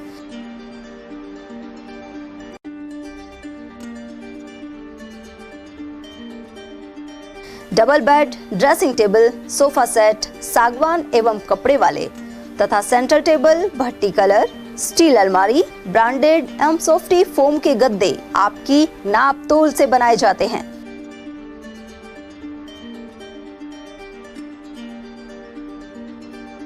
सभी सामान एक ही छत के नीचे उपलब्ध। हमारा पता है अलवर बोर्ड, जसवंत तिराहे से पहले, Kati Ghati, Alwar. Contact number 9414019769 and 9414019768। ATL द्वारा गर्मी के मौसम में वन्य जीवों के लिए जारी मुहिम के तहत काफी वर्षों से पानी और चारा बालाकिला जंगल में भेजा जा रहा है। मकसद यह है कि बेजुबान जानवरों को इस तेज गर्मी में पानी और चारे के लिए भटकना ना पड़े। ATL की इस मुहिम में आप लोग भी हमारे साथ सहयोग कर मूक प्राणियों की सेवा के जरिए पुण्य लाभ उठाएं। संपर्क करें मुकेश गुप्ता, निदेशक ATL, मोबाइल नंबर 9414019207। अलवर शहर में आदित्य ग्रुप ऑफ एजुकेशन शिक्षा के क्षेत्र में अपनी श्रेष्ठता का परचम लहरा रहा है। बोर्ड परीक्षा में 100% परिणाम दे रहा है। सत्र 2024 में विद्यार्थी पलक जांगिड़, दक्षिता शर्मा और पलक जैन ने बोर्ड परीक्षा में 98% अंक प्राप्त कर संस्था को गौरवान्वित किया। संस्था को स्कूल एक्सीलेंट अवार्ड 2024 से भी सम्मानित किया गया।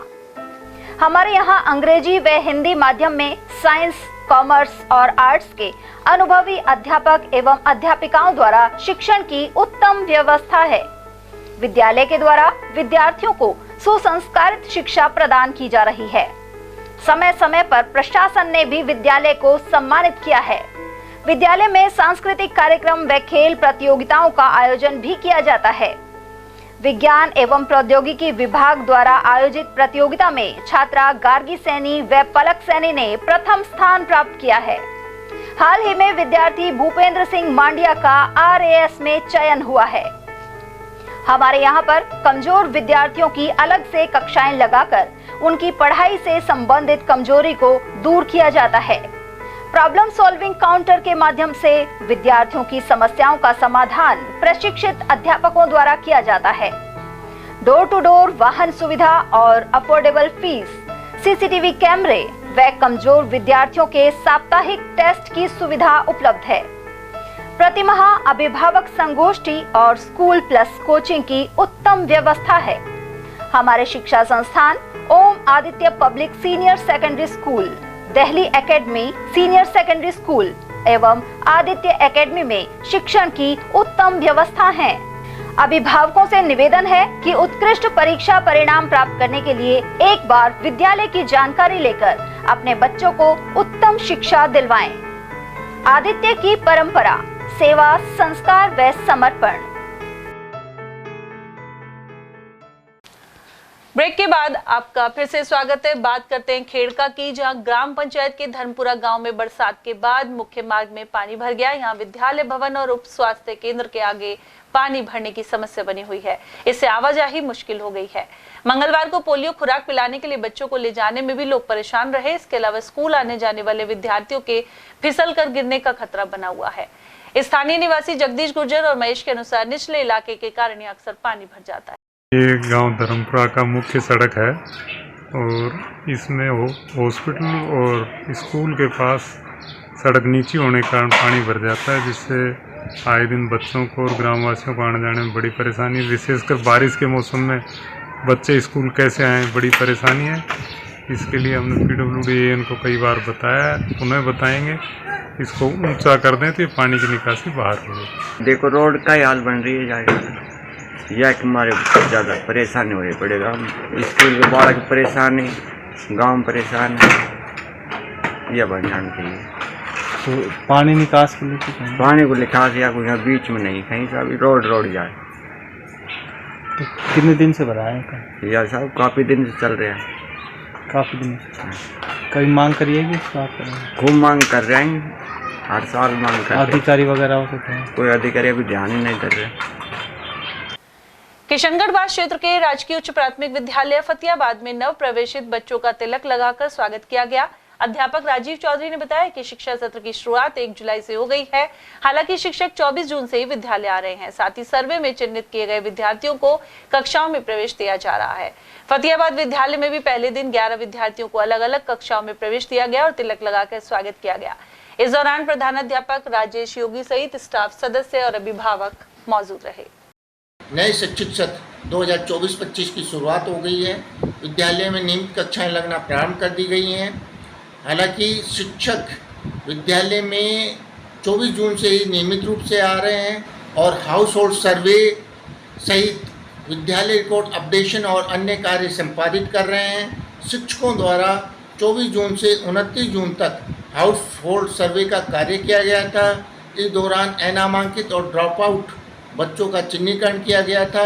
हमारे विद्यालय में भी ऐसे अनामांकित और ड्रॉप आउट और चिन्हित किए गए 11 बच्चों को आज अलग अलग कक्षाओं में प्रवेश दिया गया। और अब बात मालाखेड़ा की, जहां खाटू श्याम मंदिर स्थित शिव मंदिर प्रांगण में जारी शिव महापुराण कथा का समापन हो गया है। 9वें दिन कथावाचक स्वामी कमलदास बापू ने 9वें दिन 12 ज्योतिर्लिंग की कथा सुनाई। इसके अलावा श्री गणेश विवाह एवं हवन के साथ समापन हुआ। उन्होंने एक कथा का जिक्र करते हुए कहा कि दुष्प्रवृत्ति वालों से सावधान रहें और अच्छे लोगों का ही संगत करें। उधर इस दौरान रामावतार चौधरी, हेमलता चौधरी, पंडित राम बाबू शर्मा, मंदिर पुजारी महेश शर्मा, लोकेश शर्मा, सावन कोहली और चित्रकूट के नथु प्रसाद कुशवाहा आदि मौजूद रहे। उधर क्षेत्र में सुख शांति के लिए प्रार्थना के साथ ही महाआरती की गई। कमलदास बाबू ने बताया कि बांके बिहारी राधा रानी की कृपा से सभी भक्तों का भला होता है। मालाखेड़ा क्षेत्र में मानसून में कई जगह पौधरोपण होगा। जलदाय विभाग पंप हाउस की नर्सरी सहित जल जीवन मिशन के खाली पड़े स्थान पर पौधे लगाए जाएंगे। आईएएस डॉक्टर समित शर्मा के निर्देश पर पौधरोपण के आगाज के लिए सहायक अभियंता बरकत खान ने बुर्जर नर्सरी से 80 पौधों का इंतजाम किया है। उधर वनपाल स्नेहलता यादव ने बताया कि पौधे की उम्र और साइज के मुताबिक उनकी कीमत निर्धारित की गई है।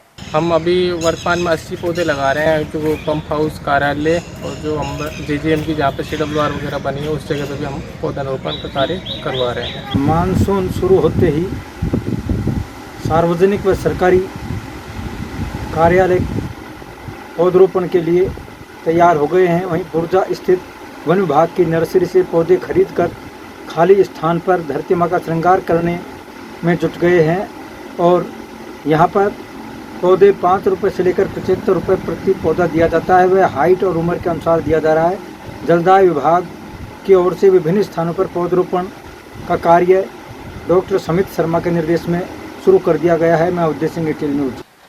मालाखेड़ा रेलवे स्टेशन के समीप स्थित बाबा श्याम के मंदिर में मंगलवार को एकादशी पर श्रद्धालुओं का तांता लगा रहा। बड़ी संख्या में महिलाएं व्रत रखकर यहां पहुंची और दंडौती दी। साथ ही मंदिर परिसर में पक्षियों के लिए चुग्गा भी डाला गया। श्रद्धालुओं ने बाबा श्याम के लिए विभिन्न प्रकार के व्यंजन और फल भी अर्पित किए। सेवादार पप्पू शर्मा सहित भक्त राम सिंह, कमलेश शर्मा, केदार शर्मा, ललित लखेरा और सतीश कुमार आदि यहां मौजूद रहे।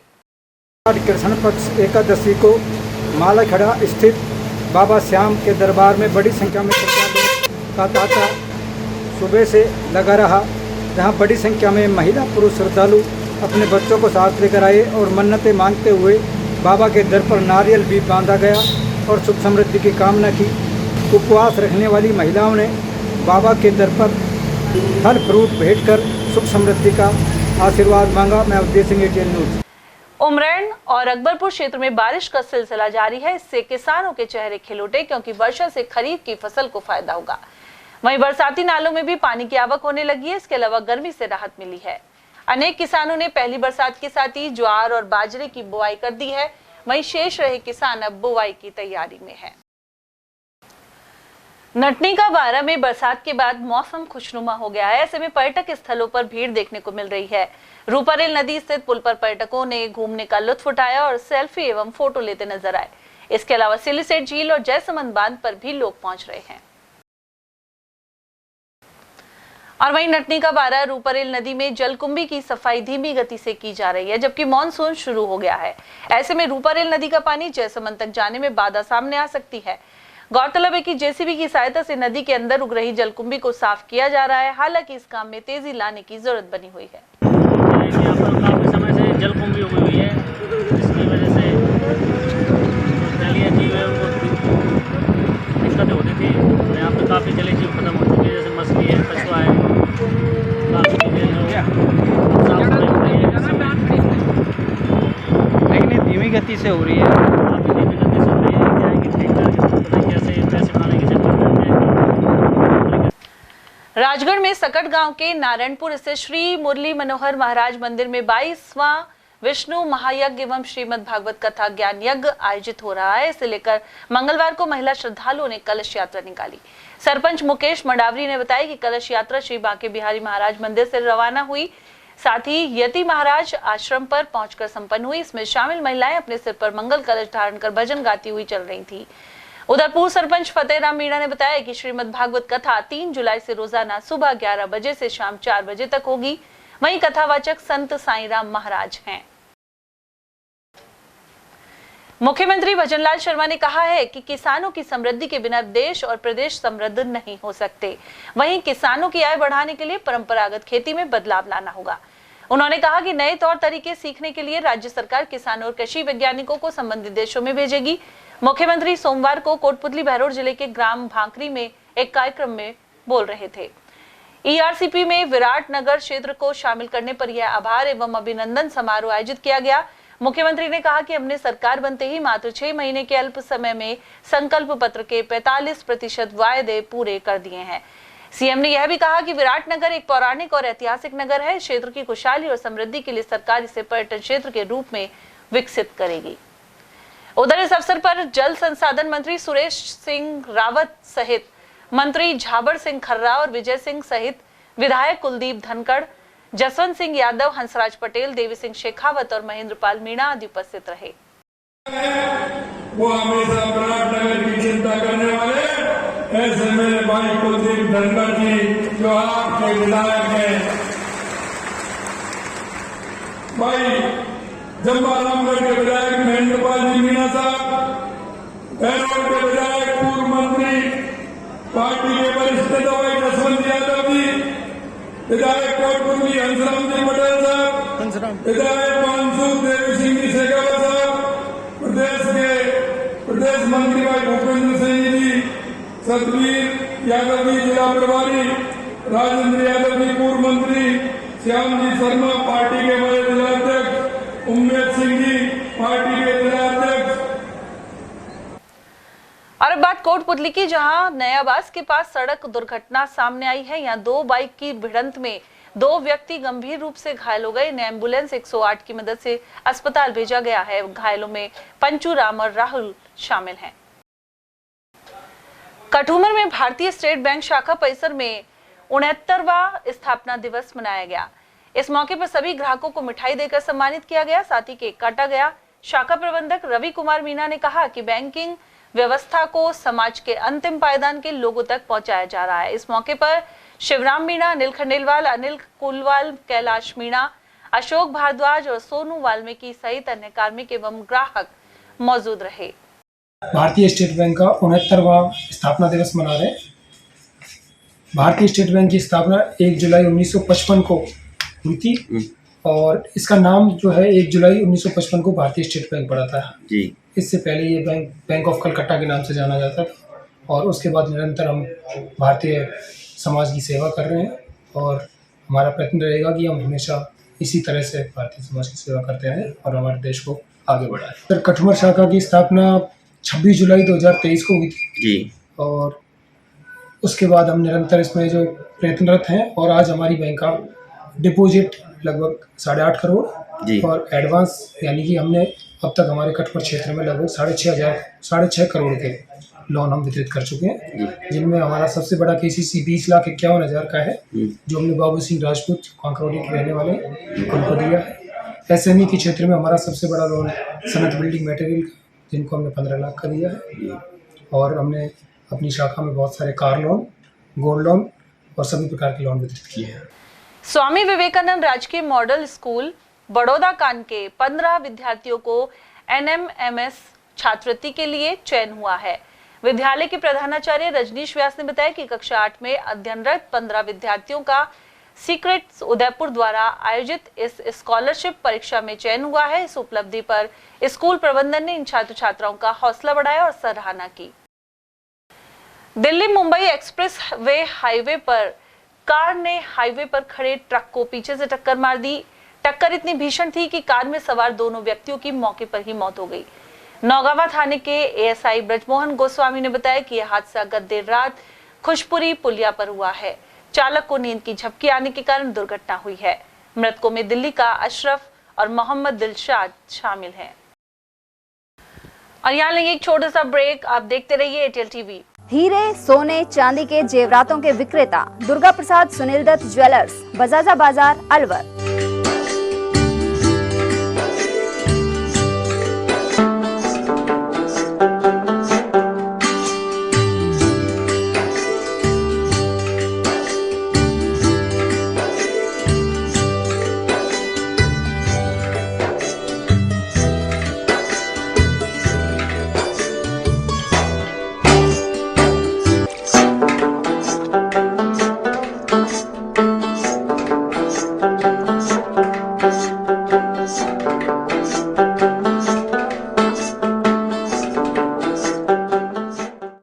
सोने, चांदी के जेवरातों के विक्रेता दुर्गा प्रसाद सुनील दत्त ज्वेलर्स, बजाजा बाजार, Alwar. Phone number 0144233863 and 2338663। Furniture का 32 साल पुराना जाना माना नाम राहुल डेकोर। यहाँ आपकी लाडली बिटिया के लिए अथवा अपने घर के लिए सभी प्रकार का सागवान का फर्नीचर उपलब्ध है।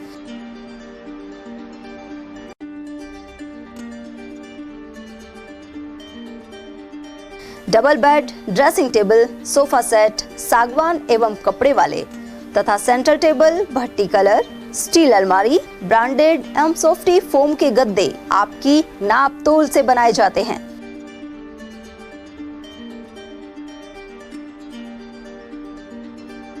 सभी सामान एक ही छत के नीचे उपलब्ध। हमारा पता है अलवर बोर्ड, जैसवंत तिराहे से पहले, Kati Ghati, Alwar. Contact number 9414019769 and 9414019768। ATL द्वारा गर्मी के मौसम में वन्य जीवों के लिए जारी मुहिम के तहत काफी वर्षों से पानी और चारा बालाकिला जंगल में भेजा जा रहा है। मकसद यह है कि बेजुबान जानवरों को इस तेज गर्मी में पानी और चारे के लिए भटकना ना पड़े। एटीएल की इस मुहिम में आप लोग भी हमारे साथ सहयोग कर मूक प्राणियों की सेवा के जरिए पुण्य लाभ उठाएं।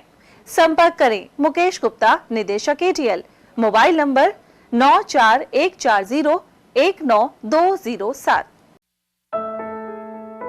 अलवर शहर में आदित्य ग्रुप ऑफ एजुकेशन शिक्षा के क्षेत्र में अपनी श्रेष्ठता का परचम लहरा रहा है। बोर्ड परीक्षा में 100% परिणाम दे रहा है। सत्र 2024 में विद्यार्थी पलक जांगिड़, दक्षिता शर्मा और पलक जैन ने बोर्ड परीक्षा में 98% अंक प्राप्त कर संस्था को गौरवान्वित किया। संस्था को स्कूल एक्सीलेंट अवार्ड 2024 से भी सम्मानित किया गया।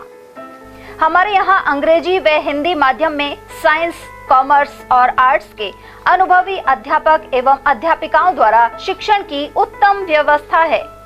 विद्यालय के द्वारा विद्यार्थियों को सुसंस्कारित शिक्षा प्रदान की जा रही है। समय समय पर प्रशासन ने भी विद्यालय को सम्मानित किया है। विद्यालय में सांस्कृतिक कार्यक्रम व खेल प्रतियोगिताओं का आयोजन भी किया जाता है।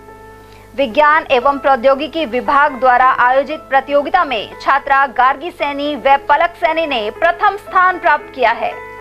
हाल ही में विद्यार्थी भूपेंद्र सिंह मांडिया का RAS में चयन हुआ है। हमारे यहाँ पर कमजोर विद्यार्थियों की अलग से कक्षाएं लगाकर उनकी पढ़ाई से संबंधित कमजोरी को दूर किया जाता है। प्रॉब्लम सॉल्विंग काउंटर के माध्यम से विद्यार्थियों की समस्याओं का समाधान प्रशिक्षित अध्यापकों द्वारा किया जाता है। डोर टू डोर वाहन सुविधा और अफोर्डेबल फीस, CCTV कैमरे व कमजोर विद्यार्थियों के साप्ताहिक टेस्ट की सुविधा उपलब्ध है। प्रतिमाह अभिभावक संगोष्ठी और स्कूल प्लस कोचिंग की उत्तम व्यवस्था है। हमारे शिक्षा संस्थान Om Aditya public senior secondary school, Delhi academy senior secondary school एवं आदित्य एकेडमी में शिक्षण की उत्तम व्यवस्था है। अभिभावकों से निवेदन है कि उत्कृष्ट परीक्षा परिणाम प्राप्त करने के लिए एक बार विद्यालय की जानकारी लेकर अपने बच्चों को उत्तम शिक्षा दिलवाएं। आदित्य की परंपरा, सेवा, संस्कार व समर्पण। ब्रेक के बाद आप सभी का स्वागत है। राजकीय वरिष्ठ उपाध्याय संस्कृत विद्यालय खैरतल में पौधरोपण महोत्सव का आयोजन किया गया। इस दौरान 200 से अधिक पौधे लगाए गए। इस दौरान सूचना एवं जनसंपर्क अधिकारी अतर सिंह गुर्जर, कृषि उपज मंडी सचिव सुरेंद्र कुमार सैनी सहित ओम प्रकाश गुप्ता, सुरेश चंद्र गुप्ता, योगेश गुप्ता, वरिष्ठ पत्रकार संजीव शर्मा और प्रमोद खंडेलवाल आदि मौजूद रहे। इन सभी ने शिक्षकों और बच्चों के साथ पौधे लगाए। डॉक्टर उमेश सिंह गोदारा ने बताया कि विद्यालय में अशोक, कदम्ब, नीम, बेल, आंवला और शहतूत आदि पौधे लगाए गए हैं। सेवानिवृत्त प्रधानाचार्य आर.डी. मिश्रा ने पर्यावरण मिशन समिति अलवर से यह पौधे उपलब्ध करवाए। प्रधानाचार्य राजेश शर्मा ने सभी का आभार जताया। खैरतल पुरानी अनाज मंडी से श्री श्याम मंदिर का चतुर्थ स्थापना दिवस धूमधाम से मनाया गया। इस मौके पर श्याम प्रभु का विशाल जागरण संपन्न हुआ। वहीं 56 भोग का प्रसाद वितरण करने के साथ ही भव्य दरबार सजाया गया। यहाँ कलाकार प्रिया, प्राची ठाकुर, अजय शर्मा, गौरव दत्त और भारत खुराना ने बाबा के भजनों की प्रस्तुतियां दी। उधर पुरानी अनाज मंडी श्याम मंदिर में श्याम रसोई की ओर से भंडारे का आयोजन भी किया गया। भिवाड़ी कस्बे में सीएमएचओ खैरतल डॉक्टर अरविंद गेट के निर्देश पर खाद्य विभाग की जांच टीम पहुंची। यहां गणेश आटा चक्की से सरसों तेल का नमूना जांच के लिए लिया गया है। साथ ही खाद्य पदार्थ की उचित पैकिंग के बाद ही बेचान को पाबंद किया गया है। वहीं समतल स्थित राजस्थान पनीर डेयरी पर करीब 10 किलो पनीर एवं 10 लीटर सॉस नष्ट करवाया गया है। वहीं अन्य स्थानों से घी और क्रीम के नमूने लिए गए हैं। कार्रवाई के दौरान खाद्य सुरक्षा अधिकारी जयसिंह यादव एवं केशव गोयल मौजूद रहे। खैरतल तिजारा जिला कलेक्टर डॉक्टर आरतिका शुक्ला ने भिवाड़ी में जल भराव क्षेत्रों का दौरा किया। उन्होंने ततारपुर गांव से निकल रहे स्टेट हाईवे संख्या 25 पर हो रहे जल भराव को गंभीरता से लेते हुए रेडकोर के अधिकारियों को निर्देशित किया। जिला कलेक्टर ने अलवर भिवाड़ी बाईपास पर हुए जल भराव का भी जायजा लिया। वहीं पार्श्वनाथ नाले की दीवार तोड़ने वाले असामाजिक तत्वों पर निगरानी रखने की हिदायत दी। गौरतलब है कि मानसून में यहाँ कई जगह जल भराव हो गया था। वहीं निरीक्षण के दौरान मुख्य कार्यकारी अधिकारी सलोनी खेमका, एडीएम भिवाड़ी अश्विन के पवार, टपुकड़ा एसडीएम सत्यनारायण और पॉल्यूशन कंट्रोल बोर्ड के क्षेत्रीय अधिकारी अमित शर्मा आदि मौजूद रहे। उधर जिला कलेक्टर ने निर्माणाधीन जिला अस्पताल में डॉक्टर्स दिवस पर पौधरोपण भी किया। यहाँ मुख्य चिकित्सा एवं स्वास्थ्य अधिकारी अरविंद गेट और जिला अस्पताल भिवाड़ी के पीएमओ सहित अन्य चिकित्सक मौजूद रहे। गायत्री परिवार भिवाड़ी टपुकड़ा के समन्वयक डीसी यादव ने नशा मुक्ति को लेकर रैली आयोजित की। साथ ही नशे से मुक्त होने और स्वास्थ्य का ख्याल रखने का संदेश दिया। इस कार्यक्रम में अमित, सुरेश, मुकेश, बीडी शर्मा, झांसी राम और डॉक्टर ग्यासी राम गुप्ता आदि मौजूद। तिजारा विधायक महंत बालकनाथ ने विधायक कार्यालय पर जन सुनवाई की। इस दौरान पानी, बिजली कटौती और पुलिस से जुड़ी समस्याएं ज्यादा सामने आई। विधायक ने अधिकारियों को इनके जल्द समाधान के निर्देश दिए। जन सुनवाई में पूर्व जिला प्रमुख राजू यादव, रामवीर शाहबादी, देशपाल यादव, जेपी यादव, विनयपाल यादव, बने सिंह बिधूड़ी सहित कई प्रमुख लोग मौजूद रहे। अलवर शहर में पानी की समस्या को लेकर वार्ड 25 के निवासियों ने बस स्टैंड पर रोड पर जाम कर लगा दिया। स्थानीय महिला कमला देवी और चमेली सहित अन्य लोगों ने अपनी परेशानी का इजहार किया। वहीं करौली कुंड क्षेत्र के इन लोगों द्वारा रास्ता रोके जाने से बसों की लंबी कतारें लग गई। कोतवाली थाना पुलिस ने जलदाय विभाग के अधिकारियों को मौके पर बुलाकर यातायात सुचारू करवाया। आया भाई 25 वार्ड से करौली कुंड नरमल को समस्या हमारे कोई 5-6 महीना से ज्यादा हो गई है। तो नई मोटर डालो और नहीं तो हमारा दूसरी बोरिंग करवाओ। बात यह है पानी की समस्या है। कोई के जाते हैं पानी भरने तो सब गाड़ी मारते हैं हमको, फोन के जाते हैं पानी भरवा। दूर दूर तो पानी नहीं है और टैंकर आते हैं तो टैंकर में लड़ाई होती है सब मोहल्ले में। भरे भी ना जा, कैसे भी ना भरे जा। और किसी के पास साधन है, किसी के पास नहीं है। अधिकारी सुनता ही नहीं। पानी की बूंद नहीं आ रही। अब हम बूढ़ा आदमी, हम कहाँ से लाए पानी बता। हमको तो बोरिंग सही चाहिए, हमारी बोरिंग सही करा दे। नहीं मोटर चलनी चाहिए। हमारा टैंकर भी नहीं आ रहा, हमको कोई भरवा नहीं दे। हमको नहीं बोला। और चलते चलते एक बार फिर से नजर डालेंगे आज की हेडलाइंस पर।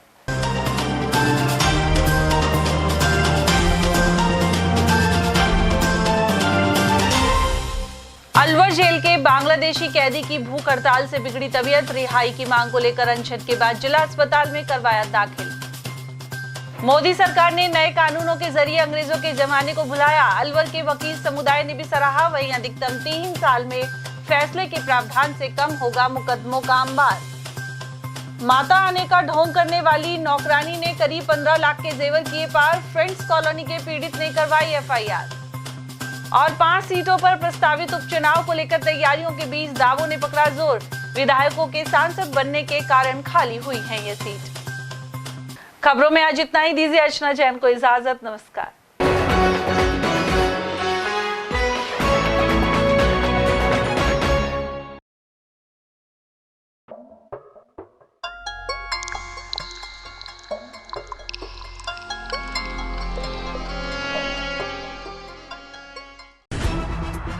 खबरें जो हमें सीधा जोड़ती हैं आपसे, जिनका आपकी जिंदगी पर होता है सीधा असर।